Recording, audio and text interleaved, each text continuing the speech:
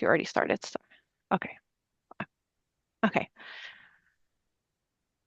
So it's difficult to believe that 6 months have passed since the mountain fire swept through our community. Today, we reflect on this journey, not as a story of what VCVOAD has accomplished alone, but as a testament to the power of our partnership.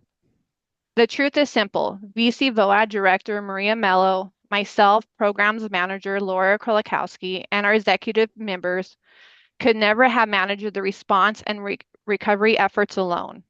Our strength has always been in the dedicated member organizations and individuals who have worked tirelessly alongside us through every phase of disaster, communicating and sharing information and coordinating with other organizations to avoid duplication and collaborating to increase the impact of limited resources.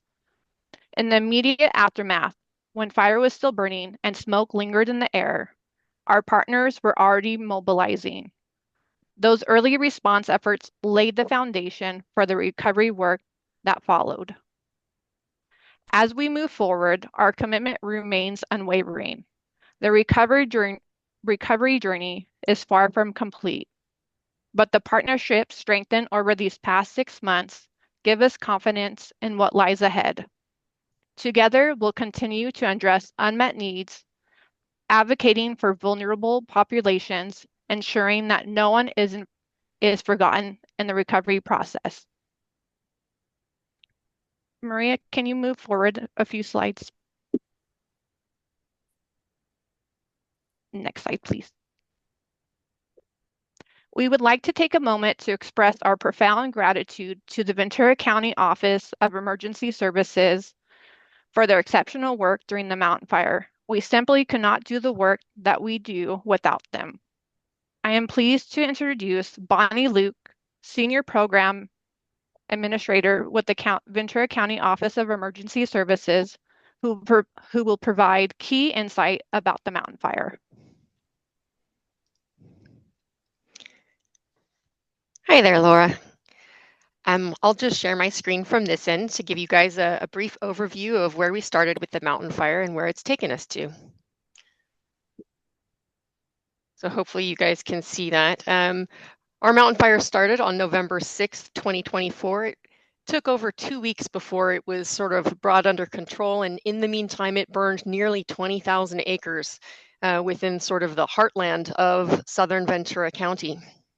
With that, we ended up with over 182 structures completely destroyed. And at the end of the day, you know, around that number of homes. We had a number of other structures, outbuildings and such that were also destroyed.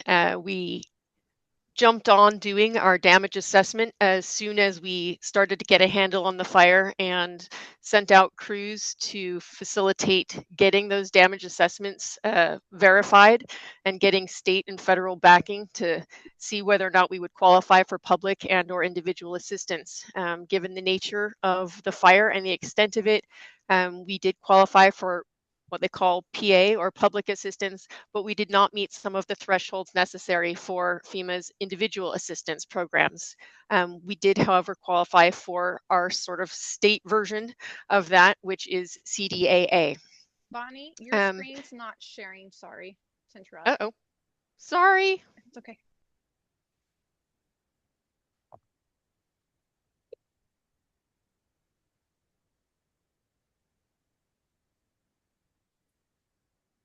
Well, apparently it doesn't want to share.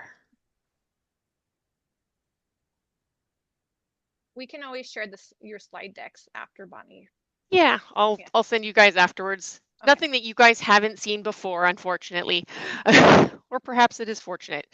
To date, I can apprise you that Most recently, in the last couple of weeks, they did the final sign off of the debris removal program. So over 133 property owners entered into the county's debris removal program, which facilitated getting the initial soil sampling done, removal of ash and debris, and then additional soil sampling to make sure that hazardous materials were removed from the site to give them a sort of clean pathway towards rebuilding. That has now been completed for all of the properties that signed up. There were a small number of properties that either withdrew or were ineligible from the program, but everyone who entered the program and was eligible has now been cleared.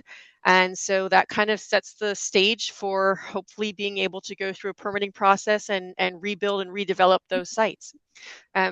With that, our agency's sort of role has now switched really to continuing that financial recovery, which will continue to take quite some time, and prepping ourselves for the next disaster while learning from the lessons that we had from this one.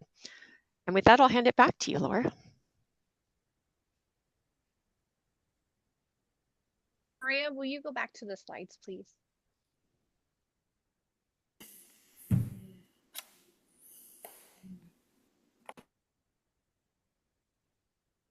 As you know, there is no better way to learn about disaster response than through direct experience. Maria, who started in late August, and I, 2 weeks right before the mountain fire, know this firsthand. Although we had prior disaster response experience, nothing could have prepared us for this challenge. We want to say thank you to our executive committee members, Susan England, Nicholas Wynn, Kelly Brown, Officer Kendra King, Maggie Tugas, and new members and chair Mike Salachi and Primi Hernandez, and liaisons Ann Watley and Bonnie Luke. Without your support and guidance, our efforts would not have been successful. On November 7th, 2024, VCVOAD activated our needs assessment through 211 Ventura County for households impacted by the fire. The assessment was made available online by calling 211 and at the local assistance center. We collected vital information from affected households, including demographics, access and functional needs, and recovery needs. Over 376 need assessments were completed, representing 928 adults and 506 children. Of these, 287 assessments came from households in Camarillo and 55 in Somas. The assessments revealed 184 renters and 173 homeowners, with 174 lacking either homeowners insurance or renters insurance. Maria, next slide, please. The local assistance center, or LAC, was opened on November 14th, led by the direction of Ventura County Office of Emergency Services and Ventura County Human Services Agency. 10 VCVOAD partner organizations worked alongside state, county, and city officials to assist fire-impacted households, which included Interface 211 Ventura County, United Way of Ventura County, the Salvation Army Ventura, the American Red Cross, California Southern Baptist Disaster Relief, UMCOR, Hope Animal Assisted Response, the Sue Chi Foundation, United Policyholders, and the Local Love Project. Over 200 households connected with VCVOAD partners. Of these, 161 received financial assistance and/or in-kind items, with over 120,000 in financial aid distributed, including Airbnb vouchers. Following the closure of the LAC, Interface Children and Family Services distributed $23,000 of immediate relief funding contributed by Ventura County Community Foundation to 23 households of renters or homeowners without insurance. And the next few slides show a glimpse of the fun that we had while working at the LAC. Maria, would you please go through the next few slides?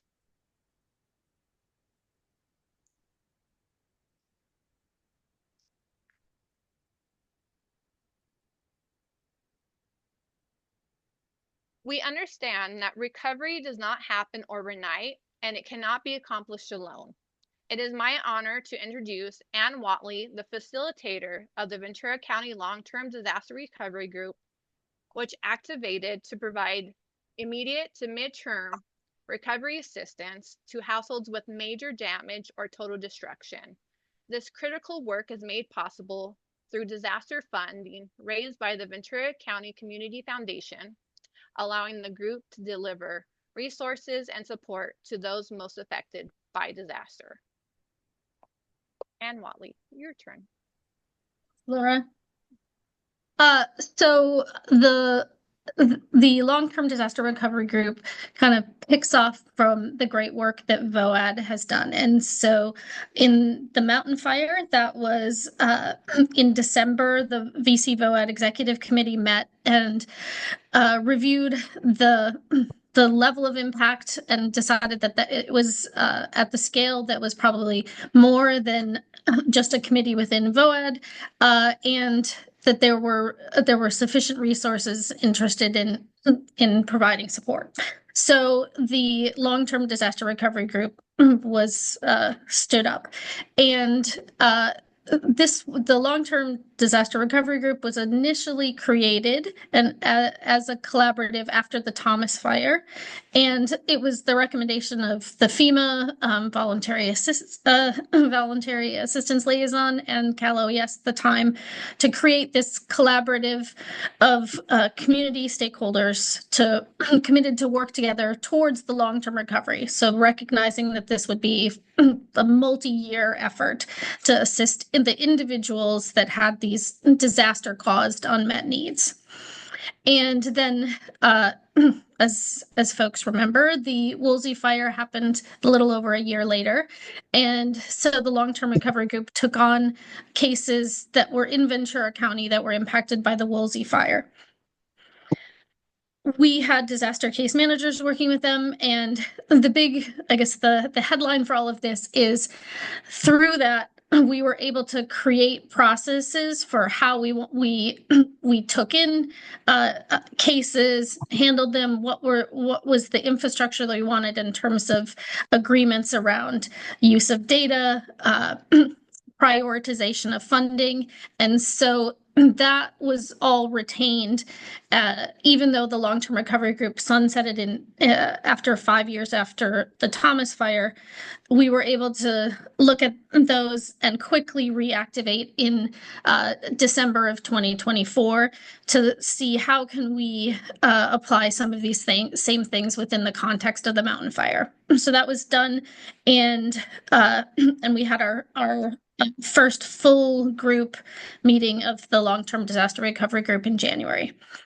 In the interim, so early days of December, January, February, the focus was really on taking those needs assessments that VOAD had collected and making contact with those who had either sustained major damage or lost their home, and verifying that was their primary residence and that we had proof of that. And then because we had funding from, or I should say, Interface got funding from VCCF, we were able to distribute checks to folks quickly for that. So that there was over 300,000 that went out the door in that 2.5 month period of time to those who lost their homes or sustained major damage.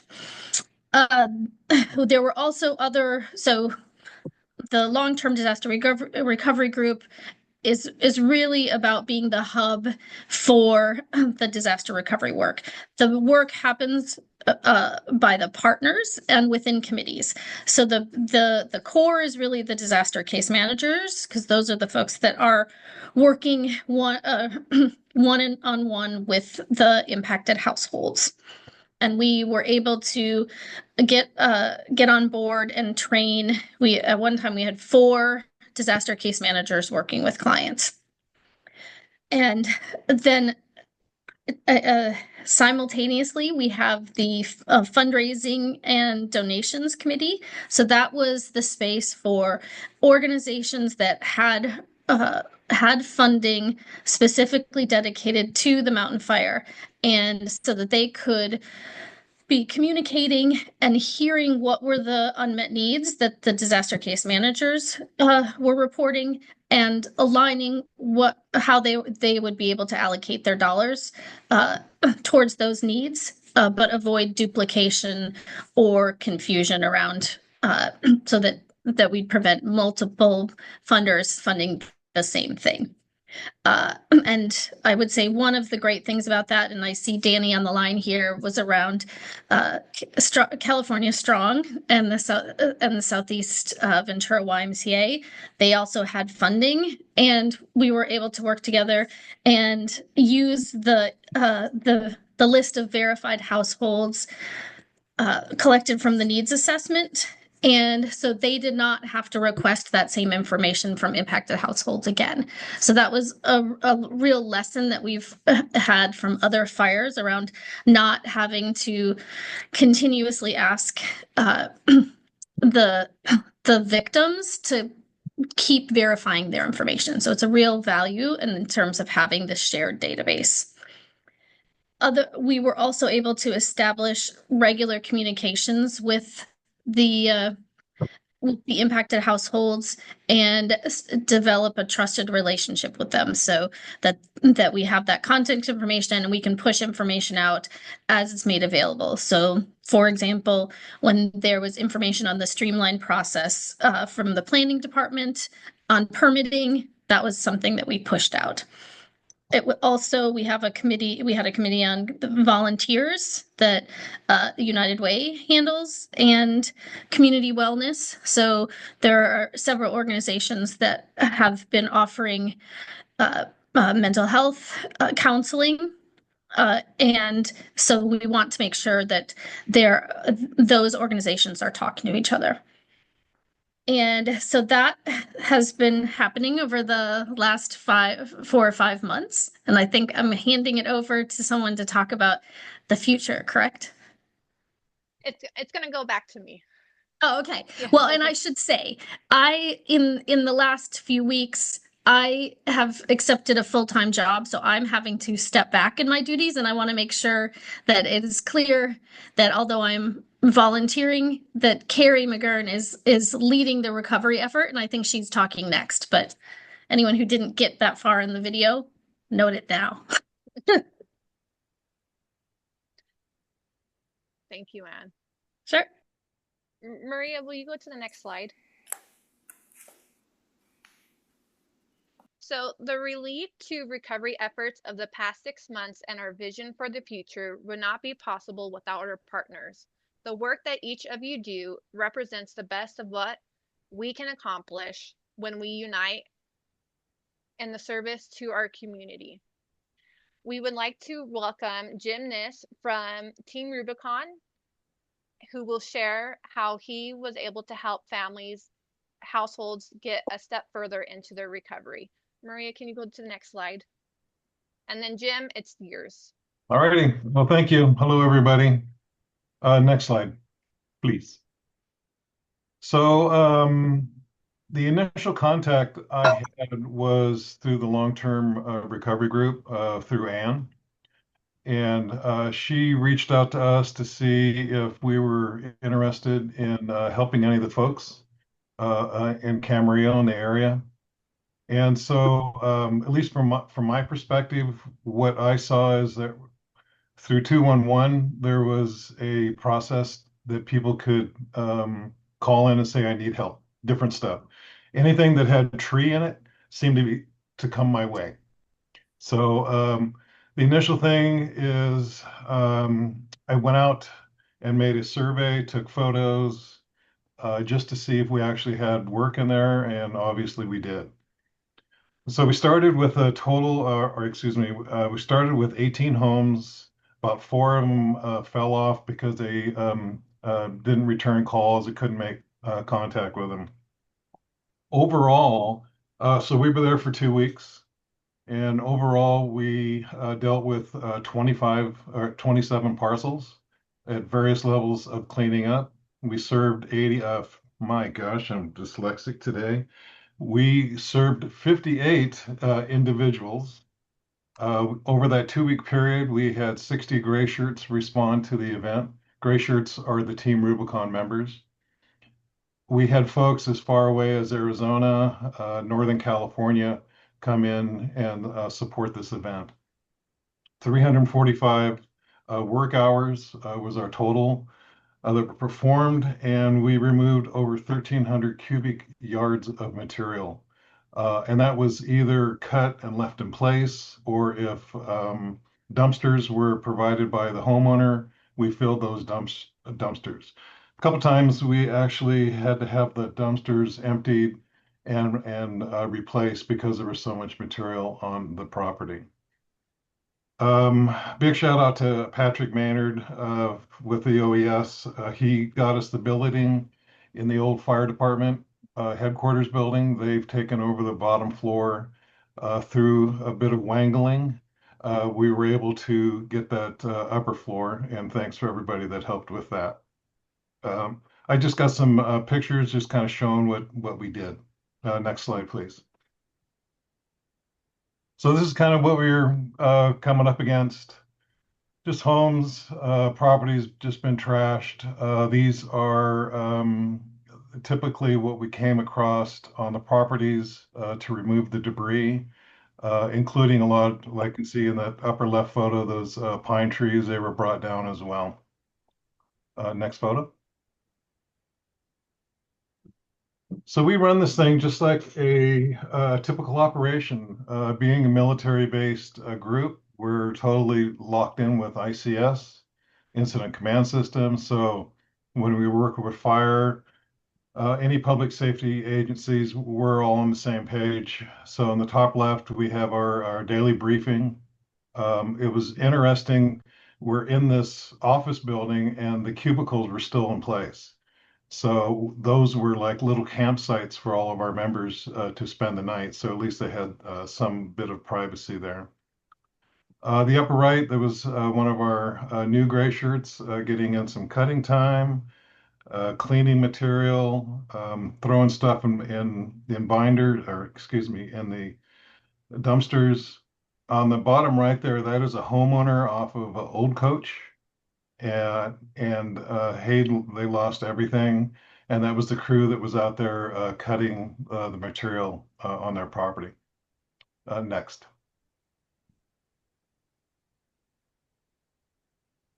So about a week into this, Pat Hanley, who is on the board with the Fire Safe Council with me, she during our event, our end of year event, we have different prizes, things that we want people to sign up for, and buy.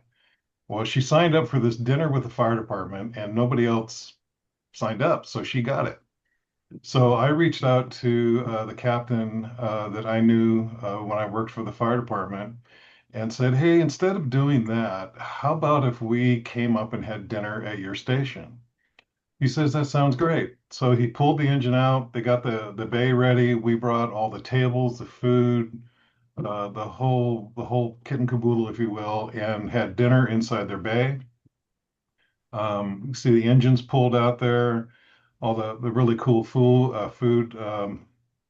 Pat and her daughter Mary were actually doing our food unit leader during the incident. So we had $30,000 identified for this operation. Most of that was going to go to food because we didn't have any on-site cooking. So they live in Thousand Oaks. They did all the cooking and brought that in every day. It ended up that our event only cost us $12,000. They saved us that much, which was just outstanding. And then the picture on the right, in the evening with Team Rubicon, we have a fire pit, and we just go along and ask everybody what their impression of the day was. We call out folks that were doing incredible work. So we held that at the fire department, and we brought the fire guys in with us to kind of see how we were doing, which was really cool. All right, next slide. So as in most things, somebody gets left behind, and we had a property that we had done a bunch of work, but there was some confusion about if the roll off was there or if it wasn't. So we did the following, 2 weekends later, we had another crew come out and they cleaned up this property. And the we had, excuse me, we had a heavy equipment, a piece of heavy equipment there to pick up the large logs. So you can see the photo on the bottom. Those logs were cut like in 6 foot lengths. Well, the heavy equipment didn't work out, so now these guys had to do it manually. So they went in there and they cut those logs up to like 3 foot sections so that they could put them in the dumpster. And over on the far right, that's the crew that did that. And on the right hand side, also at the bottom, that's what the parcel looked like when we got done. And it was a great op. You know, I've actually got 3 other parcels that I'm going to go look at tomorrow of folks that have reached out to me that missed the first lunch. So it's not over. End of report. Thank you, Jim, so much.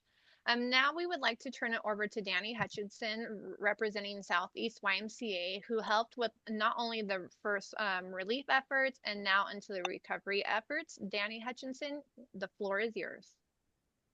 Hi, everyone. Thank you for having me. Well, as Anne briefly had mentioned, so we have a program called California Strong, which is our disaster relief program.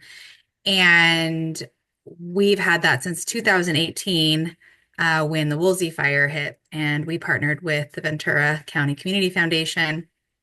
And so that's how that all began, and partnering with some professional athletes to really take this program statewide.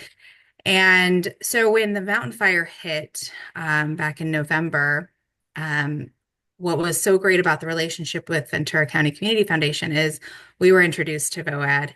And this was the process that it changed it for us. Normally we have our own application, but as you can imagine, that's hard to get to all the right families and let people know what we do. And we provide financial assistance and we hand checks directly to families who've been impacted by these disasters. And thanks to the incredible team, and we were able to be one of the nonprofits that when they apply, they could check the box that says you can share my information with other organizations who are supporting disaster relief. And it was just they vetted, they got through the applications and handed us 153 families who had been impacted by the mountain fire. And we were immediately, thanks to previous fundraising, able to write each of those families a $1,000 check. And so we reached out to them and we hosted our first event in December, where we partnered with other organizations, like a toy company, a food organization, the Free Clinic of Conejo Valley. And we had 67 of those 153 families actually show up for this. We gave them a meal. They were able to, it's right before Christmas and Hanukkah, so they were able to pick out toys for family members and receive their check. And along with, we had t-shirts and sweatshirts and pajama pants and a lot of clothing items that they were able to just come and shop for. I think one of the most special moments at that evening was that many of the families, that was the first time they had seen each other since the fires, and they were sitting there just talking about, hey, I saw your house on the hill and we never spoke before, but they came together and shared a meal. And I was just, I'm going to cry just thinking about these stories that they're sharing. But so grateful for this partnership with VCVOAD, just for us to be able to create those experiences. And that, as it continued on, and unfortunately, then we had the Palisades and the Eaton Fire follow, and we partnered with many organizations to host more shopping events. So we were able to invite all 153 families to our shopping events where brands donated luggage, baby supplies, toys, pet supplies, clothing, socks, toiletries, and they could just come shop completely free, all brand new items. We hosted a couple of those events that we were able to invite the families to come back whenever they needed to or if they were available to come. And they showed up. And so I was able to see some of them multiple times. And one of again, through the partnership with VCVOAD, we actually received an incredible laptop donation through a donor up north who wanted to, it was a school district who wanted to help support the families who've been impacted by the fires. And they gave us 150 laptops or Chromebooks. And so they said, we want these to go to families impacted by the fires. And in one of the meetings, I'm sorry, I don't have any pictures to share. I was late to that game. But I can share some for later. But we were able to, it came up in a meeting for items that families were looking for. And I was like, I have laptops from an incredible donor, and I want to get these directly into their hands, and connecting with Anne and able to hand out all of those laptops at another event. I believe, Anne, that every one of them was, somebody wanted every single one of those laptops, and they came with chargers. Anne, correct me if I'm wrong, is that correct? Yes, They were yeah. all accounted for? Yes, yeah, they were very popular. So yeah, and that was Local Love Projects. They had an event, and that was one of the things that we distributed. Yeah. Yeah, so it's just, I love that we can all partner together and give back and create these events, and the donors and those that just want to really support those families. As we continue, our goal is to continue to fundraise.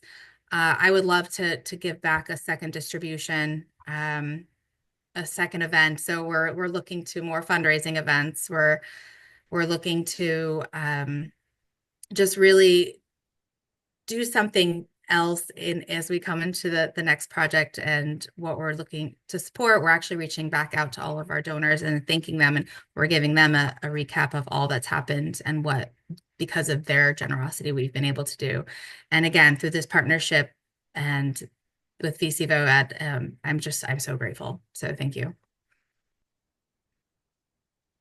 Thank you so much, Danny, for all the effort that you've been doing, all the work, and just being such a wonderful person. It's such great to have you now as a part of VCVOAD, and just you're just a great person overall. And I can say that about everybody that's on this meeting right now as well. I don't believe Primi was able to make it today. Something came up on her schedule, and I'm not sure if anybody else is representing 805 and DocuFund. If not, we will move a little bit ahead. Maria, will you go? Yes. Kat is unfortunately unable to make it because she is on vacation. I don't know who allowed her to go on vacations. She's so busy. But I do have a few updates from her. Maria, can you go to the next slide?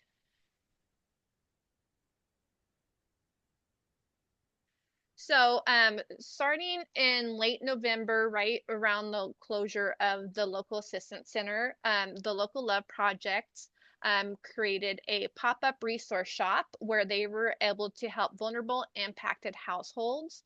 And they continue to host one-day pop-up resource shops offering bulk in-kind donations and to work to secure donations of other needed items. And this is ongoing, so they're still meeting, she says, about once a month so far. And there's just some pictures from the pop-up shop, and then great partnership with Officer King. They have also have a partnership with delivering food and produce boxes directly to fire impacted farm workers. As of date, they've assisted 1,150 households with food boxes. And they're also also providing diapers to over 4 locations throughout the county, including Los Angeles County and Santa Barbara County, and that equates to 820 boxes of diapers that have been delivered to date, and 8 pallets of wipes, as well as miscellaneous pallets.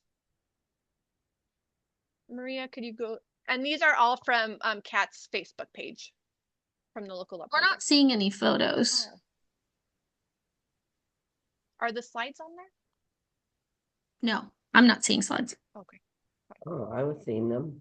Um, I was seeing the photos. I saw slides too.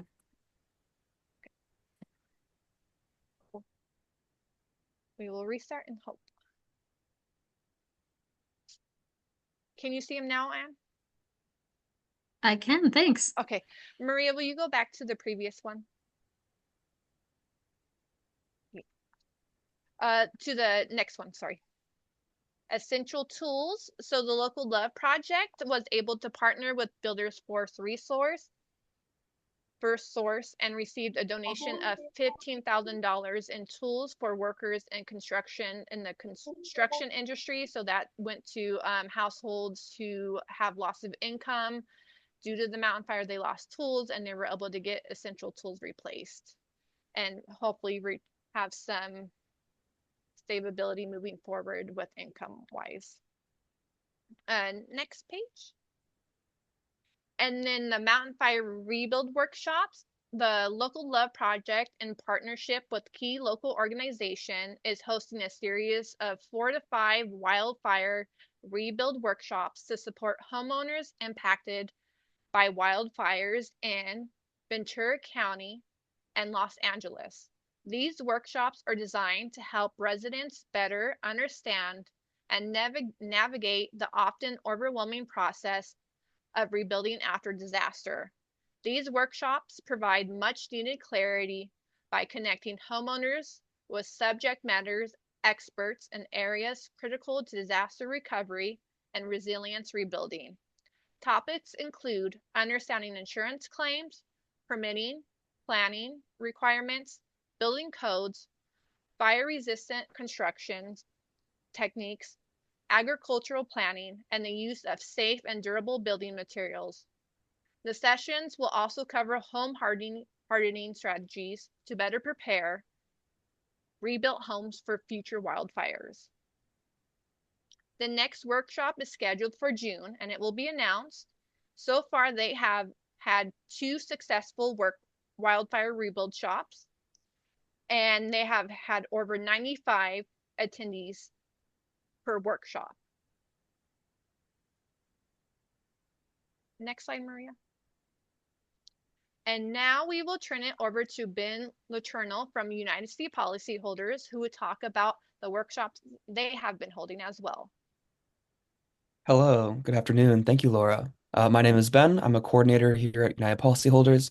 A quick introduction about us, since we're a little bit small, is that we help folks post-disaster navigate the insurance rebuild and claims process and be an advocate for the consumer.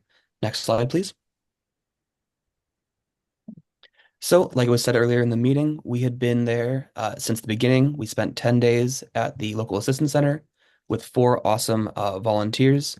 Our volunteers are trained and also former wildfire survivors themselves, so we're able to give not just our curated resources about our recovery guides and our first steps after a wildfire, but those volunteers were able to speak from their own experience on how they navigated those early days. Since then, we have hosted 9 what we call Roadmap to Recovery events, both in person and online, and we've been a part of 2 external events with the support of the Ventura VCVOAD. We started with an insurance orientation, how to read your policy, then moved into February where tax season was coming up, where we did taxing matters and how to navigate those issues. Under insurance, navigating contents, and even to navigating claims for standing homes and partial losses. The external events we were a part of were a Q&A and a rebuild forum, both supported by UP staff and by volunteers. And all of our Roadmap to Recovery events were recorded and on our website because we understand that all survivors kind of navigate their own recovery process at different speeds. And our information, while really digestible and consumer focused, can be a lot to digest. And having that resource to go back to and refer to that weren't just put on by us and with support from volunteers, but also professional volunteers who, in a world where post-disaster, you're being asked a lot of things by people who are maybe trying to get your money, having a pro-consumer voice with reliable, trusted information that's not trying to sell you something is really, really key. We've also had our monthly, what we call Survivor to Survivor, which is a space for survivors to come in to share their wins, talk about their struggles, and gain insight from not just UP staff, but also volunteers and other survivors navigating it at the same time. And I'm really excited that it sounds like Ventura is also going to be doing something similar with an in-person style. Speaking of which, next week on Tuesday, we will have our May Survivor, as well as on June 11th, we're going to have options and strategies for replacing your wildfire destroyed home. We have these, we just got the social media stuff already, so this will be shared to VCVOAD and other contexts to be distributed to survivors this afternoon. And even with all that, we're still planning more looking into July and the summer months, and that will be announced as we iron those resources out. End of report. Thank you, Ben, so much. We will now turn it over to Carrie McGurn, as Aunt Watley shared earlier. She is the DCM chair for the Ventura County Long-Term Recovery Group and is stepping into Ann Watley's position. Maria, could you go to the next slide as well? For those of you who don't know me, my name is Carrie McGurn. I have been involved with Ventura County Long-Term Recovery and VCVOAD since shortly after the Thomas Fire, originally with my role with Jewish Family Service and now as an independent contractor. The disaster case management team currently brings together 3 dedicated part-time case managers, along with expert support from the 211 representative and their enhanced care team. The volunteer case managers are currently working with 97 cases, and an additional 17 clients have been working with the ECM team. The 97 cases have been broken down into 2 categories, depending on the level of care needed and the frequency of contact between the DCM and the survivor client.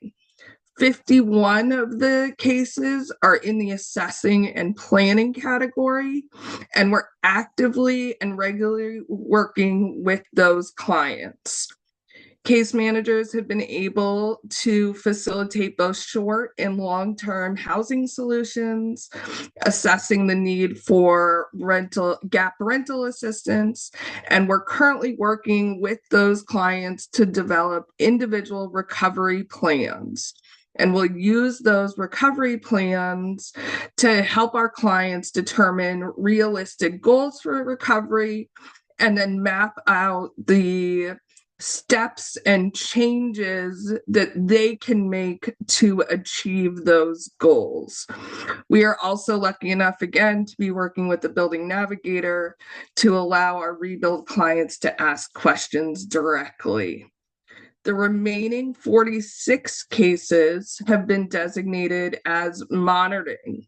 So these clients may not have any immediate needs, but they have indicated that it's helpful to them to have someone that they can reach out to with questions and different resources, and that we can be in touch with them as things come up.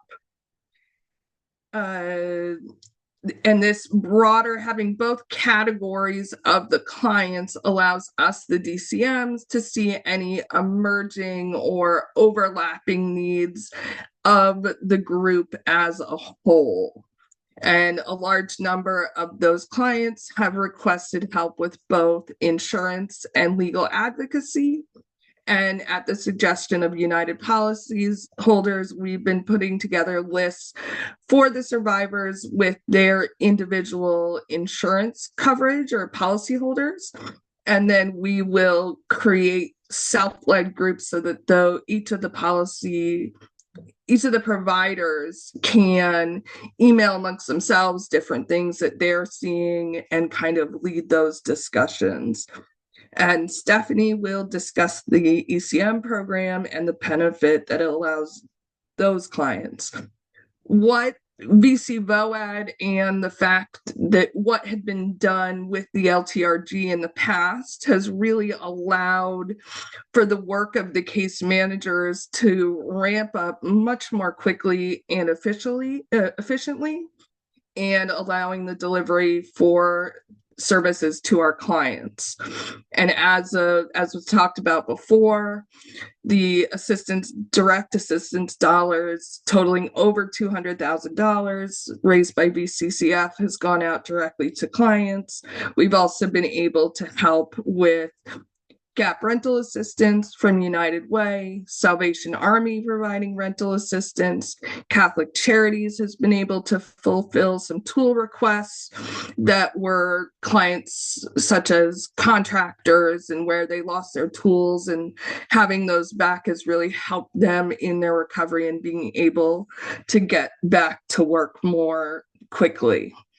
And in addition to that, our clients have been very helpful, very thankful for all of the in-kind donations that we've been able to facilitate to them through the partner organizations. That's kind of a look at what we've been able to do in the last 6 months. Thank you so much, Carrie. And now we will go to our new team members who are new to recovery, but Stephanie Sullivan for the ECM team from the interface. Maria, can you go to the next slide? Thanks so much, Laura. I appreciate it. So I'm Stephanie Sullivan. I'm with the Community Wellness and Coordinated Care team under 211. We do have an enhanced care management program, and we've been able to work with a number of clients from the mountain fire who are more vulnerable and who might need a little bit more intensive case management. So that's what we've been providing to them. If you look on the right-hand side of the screen, you'll see that we currently have 13 clients enrolled in the program. We did have 4 who said that they were good right now, reported to us that they were stable, but we did notify them that if they felt like they needed assistance in the future, they were welcome to reach out. And then we had 3 who we attempted to reach out to on 4 separate occasions each, and unfortunately we're not able to reach them.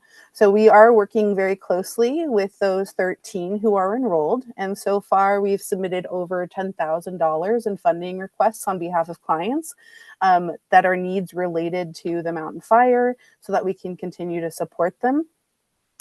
When we have some success stories that you'll see here. So one household has moved into permanent housing, and we're currently working to assist them with things like furniture and gap rent while they get settled and more stable.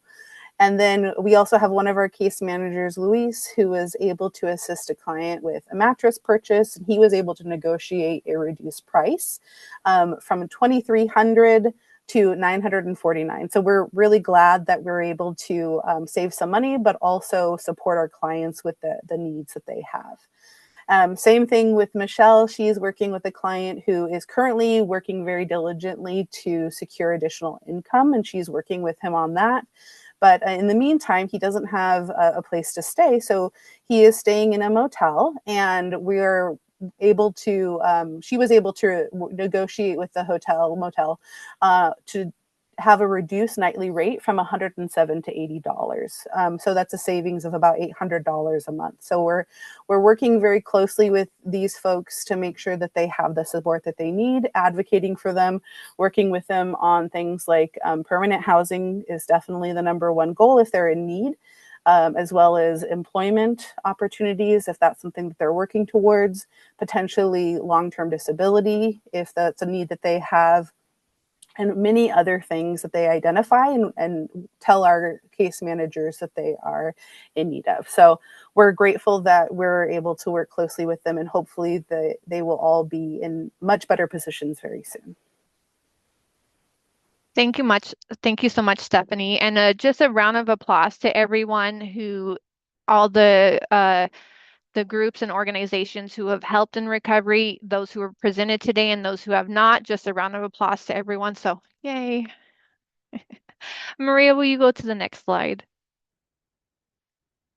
As we look ahead, knowing that the next disaster is not a matter of when, of if, but when, we find comfort in knowing that our partners stand ready. Most importantly, Ventura County Office of Emergency Services remains vigilant and prepared. Thank you for your commitment to keeping our community safe. Bonnie, any last words for our group? Yes. So as I said earlier, we're heading into wildfire season. I know it's a little early, but this is kind of the time when we start trying to remind people and reassert our preparedness messaging. Many of you may know that last week was California's Wildfire Preparedness Week. So there's a lot of information that was out this last week on CAL FIRE's websites with the FireWise groups, who I know we've got some folks on the call from them, really kind of reminding people and organizations like the VOADs to make sure that you're ready to go. We've got a quiet lull right now, knock on wood. This is the time when we want everybody to be starting to lean forward and know that we're going into that season. Make sure that you've got your plans in place, kind of know what your role might be. Make sure that you're personally prepared, that you're ready to go for yourself and your family, because once something does kick off, we're always trying to make sure that you've got yourself taken care of first, and then everybody else next. I see Matthew's already joshing me about saying the Q word. Darn it. To that end, also a couple things coming up that some of you are probably involved in, but it's a chance for me to pitch as well. I know that there is in Thousand Oaks this weekend, Conejo Valley's hosting a disabilities fair. So any groups that are associated with supporting AFN or might already be participating in that event, a big shout out to you. That'll be taking place over at the Jance Conejo Creek North Park off of Jance Road. And hopefully we'll be hosting a lot of information for anybody who's looking for additional information about disability options, support services that are out there, and maybe networking with some other folks that might be doing things that you do. Two other things coming up. One is there is an offer, and Chris Valenzano is on this call, so correct me if I'm wrong.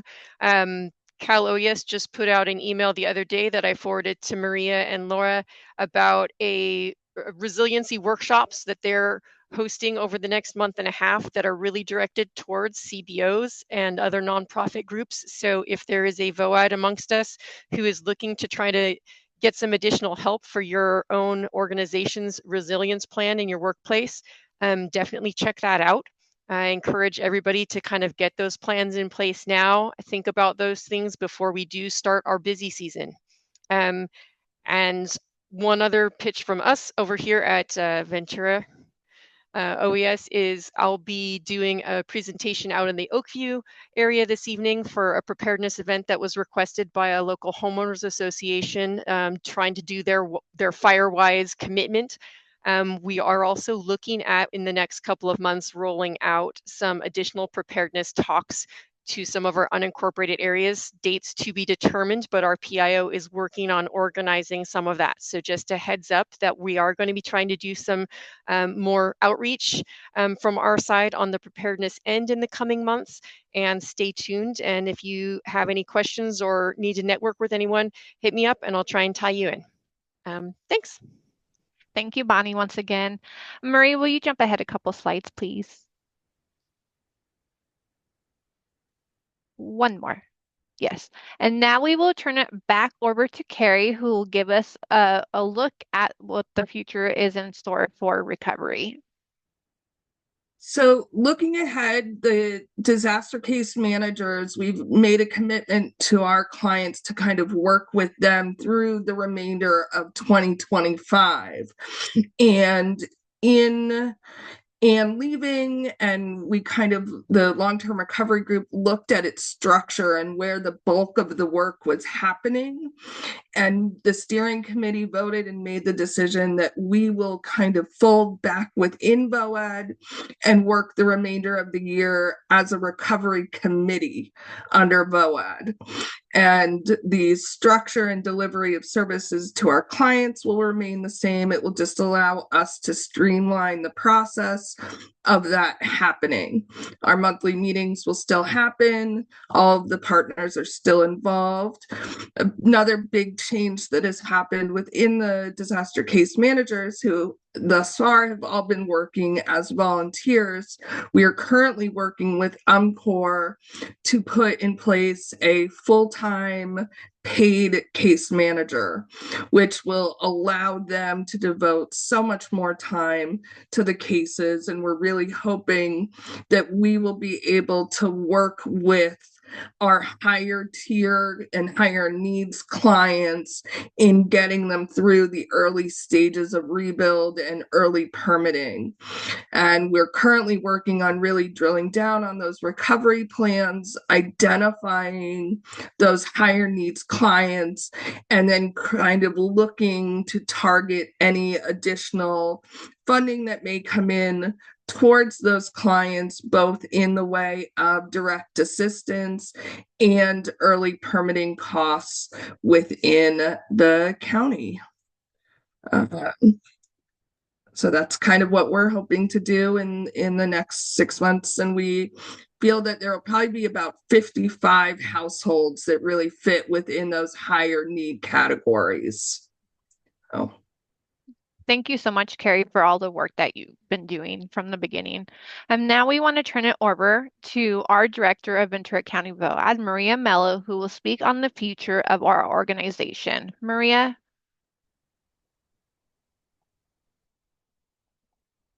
Yes. Hi again. Well, of our network, I would say. Yeah, I think just to share with y'all, even as Bonnie was really uplifting from the Office of Emergency Services, we're going into fire season, really recognizing that the chapter of Mountain Fire is still open.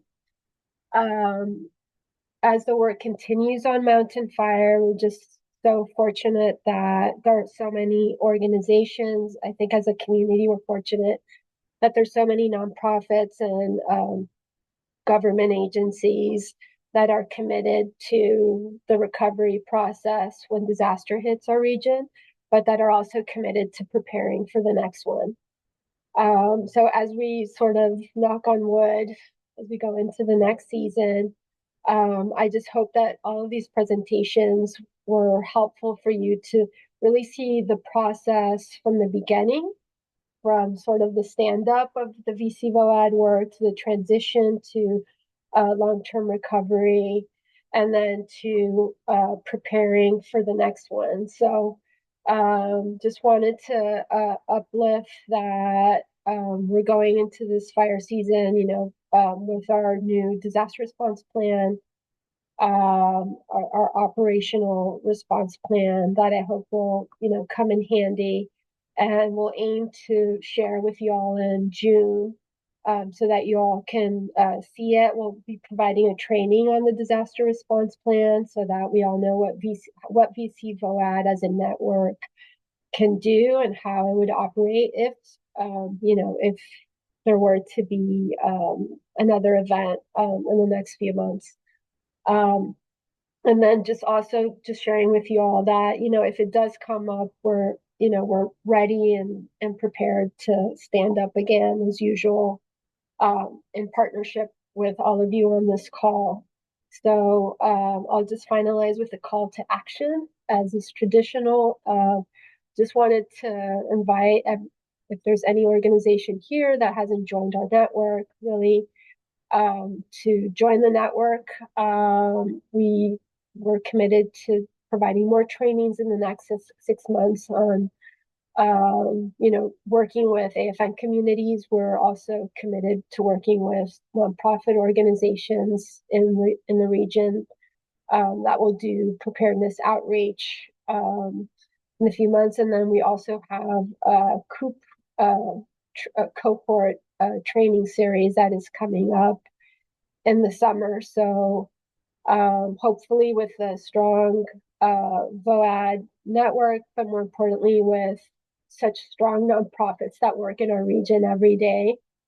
And of course with our government partners who really provide the framework so that we can all do it in a very organized way, we'll be successful for the next one and really improve outcomes for our folks in our community if the next one hits. So thank you everyone for listening to this presentation. And Laura, I think you're closing this section. So thanks for that. Yeah. Yes, just another big thank you to each of our organization and individuals who have been on the road to recovery. And this is your story as much as it's part of ours. So thank you so much. Again, thank you. Round of applause again. Yay. Okay. And now Mike. Yes. All I can say is amazing, outstanding.